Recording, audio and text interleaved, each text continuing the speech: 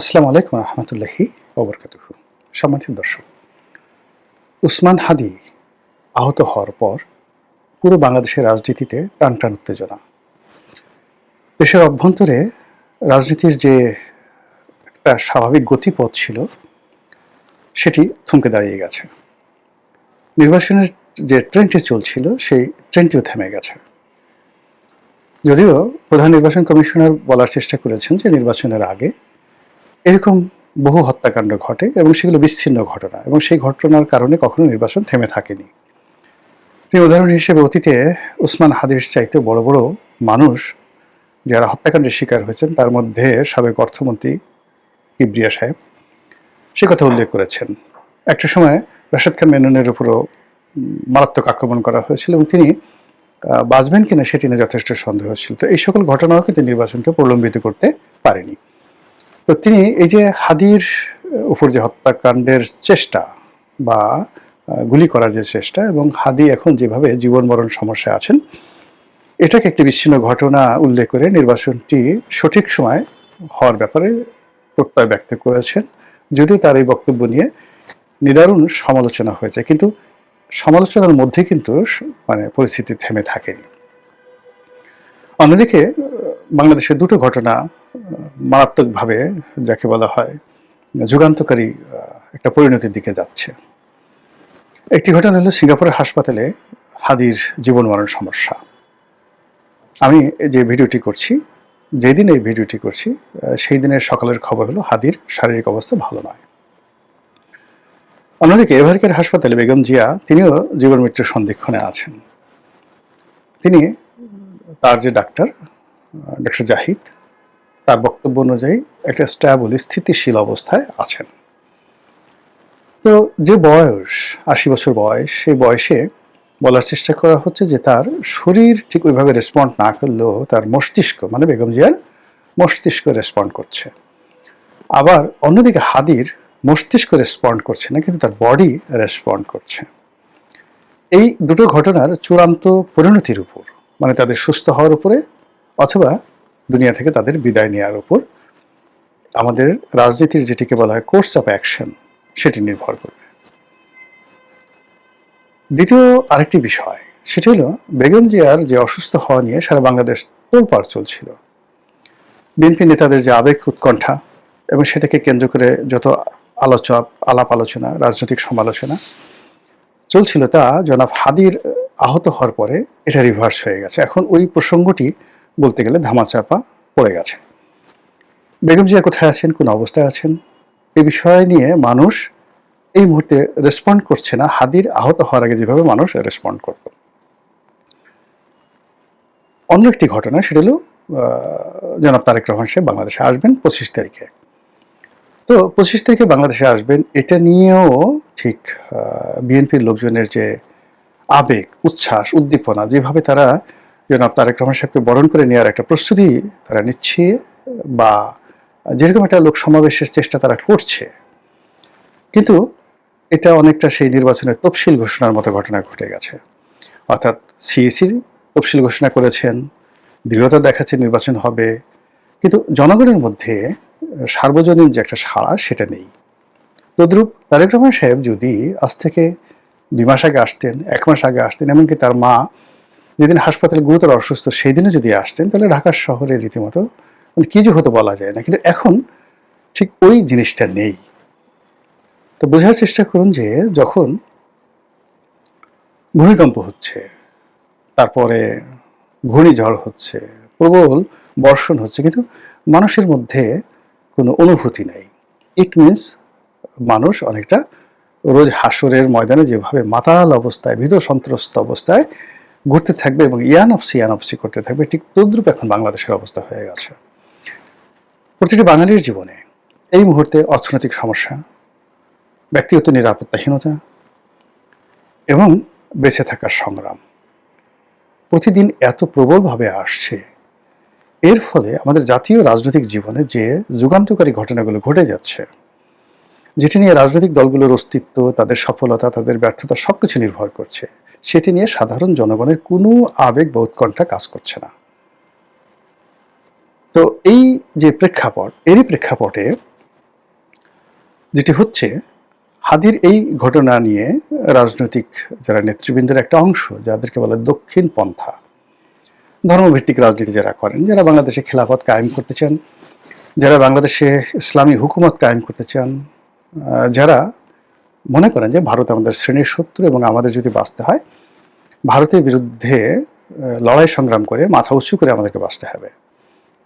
তো এই গ্রুপটি, এখানে অনেকগুলো 10 থেকে 12টি গ্রুপ রয়েছে প্রকাশ্যে, আর আরও 10 থেকে 12টি গ্রুপ রয়েছে যারা পিছন দিক থেকে বৃহৎ শক্তি কিন্তু রসদ দিচ্ছে। সংগঠন অনেক বড় বড় সংগঠন, কিন্তু সরাসরি সামনে যাচ্ছে না। তো সামনে যারা যাচ্ছে তারা প্রক্সি, 10 থেকে 12টি সংগঠন। ধরুন তাদের যদি লোক সংখ্যা হয় 100 জন, কিন্তু তাদের পেছনে যে সকল মূল সংগঠন রয়েছে তাদের জনসংখ্যা আছে 1000। তো 100 জনকে সামনে দিয়ে 1000 জন পিছনে দিয়ে যে কাজটি এই মুহূর্তে করা হচ্ছে সেটা হলো নরেন্দ্র মোদীর 14 গোষ্ঠী উদ্ধার করা হচ্ছে, ভারতের উপর চাপ প্রয়োগ করা হচ্ছে, শেখ হাসিনাকে ফেরত দিতে বলা হচ্ছে, তারপর যে উসমান হাদির হত্যাকারী ভারতে পালিয়ে গেছে তাদেরকে ফেরত দেওয়ার কথা বলা হচ্ছে, আরও বলা হচ্ছে যে এই ধরনের ঘটনা ভারত ঘটিয়েছে, ভারতের ঘটিয়েছে অথবা আওয়ামী লীগ ঘটিয়েছে। এই জিনিসগুলো নিয়ে রাজপথ উত্তপ্ত করার চেষ্টা করা হচ্ছে, কিন্তু রাজপথ কিন্তু উত্তপ্ত হচ্ছে না। ওই যে বললাম যে মানুষের বহুবিধ সমস্যা, সেই সমস্যার কারণে তারা যেভাবে ঠিক বেগম জিয়ার স্বাস্থ্য নিয়ে, উসমান হাদির আহত হওয়া নিয়ে, তারেক রহমানের দেশে ফিরে আসা নিয়ে বা নির্বাচন নিয়ে, এই 4টি ঘটনা নিয়ে তাদের যে আবেগ এবং উচ্ছ্বাস থাকা দরকার তার 1%ও তারা প্রদর্শন করছে না। আবার অন্য সময় যেভাবে ভারত বিরোধিতা বাংলাদেশে মানে যে কোনো জায়গাতে একটা যাকে বলা হয় ছেড়ে দিলেই মুহূর্তের মধ্যে সেটা বারুদ হয়ে যেত, সেটা এখন হচ্ছে না। তো ফলে এই যে যারা নেতৃবৃন্দ এই মুহূর্তে ইন্ডিয়ার বিরুদ্ধে বা ভারতের বিরুদ্ধে রিয়াকশন দেখাচ্ছেন, তারা অনেকেই হালে পানি পাচ্ছেন না, কিন্তু ভারত কিন্তু এটাকে খুব সিরিয়াসলি নিয়েছে।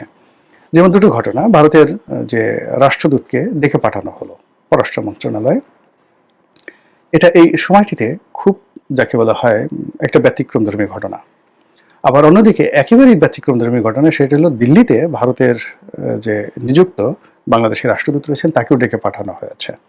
তো বোঝার চেষ্টা করি যে দুটো বিষয় একই সঙ্গে ঘটেছে, যেটা অতীতে এইভাবে কোনো সীমান্তের বিষয় নিয়ে বা অন্য কোনো দ্বিপাক্ষিক বিষয় নিয়ে, এমনকি 1971 সনে এরকম ঘটনা পাকিস্তানের জমানাতে ঘটেছিল কিনা আমি বলতে পারবো না, যে বাংলাদেশে ভারতের রাষ্ট্রদূতকে ডেকে পাঠানো হয়েছে এবং ইমিডিয়েটলি উইদিন 24 ঘন্টার মধ্যে আবার দিল্লিতে পাকিস্তানের রাষ্ট্রদূত ডেকে নেওয়া হয়েছে। এই ঘটনা ঘটেছে কিনা আমি বলতে পারবো না, বাট এটা এই সময়টাতে ঘটেছে। তো ভারত রিয়াকশন দেখানো শুরু করেছে। সেই রিয়াকশনের প্রেক্ষিতে যেটা হলো, ভারত তাদের দূতাবাস বন্ধ করে দিয়েছে, ভিসা সেকশন, এবং কোনো ভিসা ইস্যু করছে না ঘোষণা দিয়ে। অন্যদিকে রাজনৈতিক সংগঠনগুলো ভারতীয় দূতাবাস সেটা ঘেরাও করার কর্মসূচি দিয়েছে পরপর 2 দিন। তারপর তারা বলছে যে যদি ভারত তাদের দাবি না মানে তাহলে দূতাবাসের মধ্যে ঢুকে যাওয়া হবে। এবং এটা এক্ষেত্রে তারা ইরানের যে সফলতা অতীতে আয়াতুল্লাহ খামেনির জমানাতের সফলতা, সেই সফলতাকে তারা কাজে লাগাতে চাচ্ছে বা উদাহরণ হিসেবে ব্যবহার করতে চাচ্ছে। আপনাদের মনে আছে যে ইরানের বিপ্লবের পর তেহরান বিশ্ববিদ্যালয়ের ছাত্ররা তারা মার্কিন দূতাবাস দখল করেছিল এবং প্রায় 100 জনের মতো মার্কিন কর্মকর্তা কর্মচারী মানে ডিপ্লোম্যাট যারা ছিলেন তাদেরকে জিম্মি করেছিল, এবং এটা সারা পৃথিবীতে তোলপাড় শুরু করেছিল। কিন্তু ইরান একটু মাথা নোয়ায়নি, বরং সেই তেহরান বিশ্ববিদ্যালয়ের ছাত্রদের দাবি মেনে নিয়ে সেই জিম্মিদেরকে তারা উদ্ধার করেছিল। তো এটা যদি আমেরিকার মতো একটা রাষ্ট্রের ক্ষেত্রে ঘটতে পারে, ভারতের রাষ্ট্রদূত বা কর্মকর্তা বা এটা কোনো বিষয় না মানে মনে করা হচ্ছে, আন্দোলনকারী মনে করছে যেখানে ইরান একটা যাকে বলে নতুন একটা রাষ্ট্র, সে 1980 সনে বা 81 সনে। তারপরে আবার আমেরিকা পৃথিবীর তখন পরাশক্তি, তো সেই তুলনায় ভারত আর বাংলাদেশের মধ্যে কি এমন অবস্থা। এই জন্য তারা এই মুহূর্তে ভারত দূতাবাসকে জিম্মি করে হুমকি দিয়ে ভারতকে ভয় দেখিয়ে তারা তাদের স্বার্থ বা দাবি আদায় করতে চাচ্ছে। এবং এটা আপনি যাকে বলা হয় অতীতের কর্মকাণ্ড যদি দেখেন ভারতের, তারপরে শেষে গ্লোবালি এই ধরনের ঘটনা যেখানে যেখানে ঘটেছে সেখানে তাদের সফলতার হার যদি দেখেন, সেক্ষেত্রে যারা এই আন্দোলন করছে তারা সংগঠন ভালো কিছু আশা করতে পারেন। অন্যদিকে যারা মানে সামগ্রিক খবরাখবর রাখেন তারা খুব ভালো করে জানেন যে এনসিপি নেতা জনাব হাসনাত আবদুল্লাহ, তিনি মানে উসমান হাদির আহত হওয়ার পরে অত্যন্ত দৃঢ়ভাবে হুমকি দিয়ে বলেছেন যে যদি এই ধরনের কর্মকাণ্ড ভারত বন্ধ না করে, শেখ হাসিনাকে ফেরত না দেয়, তাহলে ভারতের 7 সিস্টার বিচ্ছিন্ন করে দেয়া হবে। এবং এই হুমকি মানে অতীতে বহুবার বহুজনে দিয়েছে, কিন্তু ভারত কখনো কগনিজেন্সে নেয়নি। এই প্রথম ভারতের জনগণ, ভারতের মিডিয়া, ভারতের প্রধানমন্ত্রী, দিল্লির কূটনৈতিক মহল, এমনকি জয়শঙ্কর সহ সবাই কিন্তু এখানে প্রতিক্রিয়া দেখাচ্ছে। দ্বিতীয়ত, ভারতের যারা সাবেক সেনা কর্মকর্তা রয়েছেন তারা তাদের যে যারা বিভিন্ন সময় ইস্টার্ন রিজনে কর্মরত ছিলেন, কর্নেল, ব্রিগেডিয়ার পদমর্যাদার ভারতীয় সেনাবাহিনী কর্মকর্তা, তারা জনাব হাসনাত আবদুল্লাহর ছবি সহ তার যে টুইট বার্তা থেকে শুরু করে তার যে বক্তব্যের যে ফটোকার্ডগুলো রয়েছে, ভারতের বিরুদ্ধে বা 7 সিস্টার্সের বিরুদ্ধে তিনি যে বক্তব্য দিয়েছেন, সেই ফটোকার্ডগুলো সামনে নিয়ে তারা রীতিমতো হুমকি দিচ্ছে যে উসমান হাদির যে পরিণতি হয়েছে একই পরিণতি হবে জনাব হাসনাত আবদুল্লাহর। তো এই যে এটা টাগ অব ওয়ার চলছে, সেই টাগ অব ওয়ারের শেষ পরিণতিটা কি হবে আমি বলতে পারি না। তবে একটা বিষয় আমি খুব আশ্চর্য হচ্ছি যে একেবারে তরুণ নেতা, বিপ্লবের একজন তরুণ নেতা জনাব হাসনাত আবদুল্লাহ, তার একটি হুমকিতে যদি ভারত এই মুহূর্তে এভাবে কাঁপাকাঁপি শুরু করে, তাহলে যদি জনাব আলিরিয়ার সাহেব এই মানে হুমকিটা দিতেন, কিংবা ধরুন যদি বদিউল আলম মজুমদার সাহেব হুমকি দিতেন, এরপর স্বরাষ্ট্র উপদেষ্টা যিনি আছেন তিনিও দিতেন, ব্রিগেডিয়ার শাখাওয়াত দিতেন, তারপর ওই যে একটা কমিশন করা হয়েছে যে বিডিআরের হত্যাকাণ্ডের পিলখানা যে ম্যাসাকারের যে তদন্ত কমিশন, সেই মেজর জেনারেল ফজলুর রহমান সাহেব তিনি যদি দিতেন, তাহলে ভারতের অবস্থা কি হতো। এবং সর্বোপরি যদি স্বয়ং ডক্টর মোহাম্মদ ইউনূস সরাসরি হাসনাত আবদুল্লাহর ভাষায় কথা বলতেন, যদিও তিনি আখার ইঙ্গিতে হাসনাত আবদুল্লাহকে উল্লেখ করে তিনি ভারতকে বলেছেন যে মানে তারা যদি এই কাজগুলো করে তাহলে ইত্যাদি ইত্যাদি, মানে ভারত যে কাজগুলো করছে শেখ হাসিনাকে আশ্রয় দিচ্ছে, তারপর ওসমান হাদির হত্যাকারীকে আশ্রয় দিচ্ছে, তারপর ওখানে বসে শেখ হাসিনাকে কর্মকাণ্ড চালাতে দিচ্ছে, তো এরকম যদি ভারত করতে থাকে তাহলে আজকে তরুণরা যে দাবি দাওয়া করছে সেটি বাড়তে থাকবে। মানে উনি তো ওনার মতো করে, উনি তো জ্ঞানী মানুষ, বুদ্ধিমান মানুষ, তারপরে শেষে আন্তর্জাতিক খ্যাতিসম্পন্ন মানুষ, তার একটা ডিপ্লোম্যাটিক ল্যাঙ্গুয়েজ আছে, তিনি শান্তির দূত, নোবেল বিজয়ী, ফলে তিনি তার মতো করে যে বক্তব্য দিয়েছেন, আর সেই বক্তব্য যদি এখন তিনি হাসনাত সার্জিদের মতো এভাবে ডাইরেক্ট হইতে দিতেন, আমার কাছে মনে হচ্ছে যে দিল্লি মেজাজ ঠিক রাখতে পারতো না এবং একটা দুর্ঘটনা দিল্লি হয়তো ঘটিয়ে ফেলতো। এবং তাই যদি হয় তাহলে এই যে বর্তমানে বাংলাদেশে যারা মানে একটা পরিবর্তন চাচ্ছেন, পানি ঘোলা করতে চাচ্ছেন, যারা এদেশে আমেরিকানদের উপস্থিতি অনিবার্য করার চেষ্টা চালাচ্ছেন, যারা মানবিক করিডোরের কথা বলছেন, বন্দরের কথা বলছেন, অন্যান্য অনেকগুলো বিষয়, 50 বছর ক্ষমতার কথা বলছেন, 10 বছর ক্ষমতার কথা বলছেন, তারপরে যে সন্দেহগুলো হচ্ছে নির্বাচন বানচাল করার ক্ষমতা, এবং তা করার জন্য এই ভারতের সঙ্গে এখন যে কোনোভাবে যদি একটু সীমান্তে হলে একটু প্রবলেম তৈরি করা যায়, তাহলে অনেক কিছুতে কেল্লা ফতে হয়ে যায়। আমাদের তকদিরে কি আছে আমরা জানি না, আমি অন্তত জানি না। আল্লাহর সাহায্য চাই, যা কিছু ভালো, যা কিছু কল্যাণকর তিনি যেন তাই আমাদের এই জাতিকে দান করেন।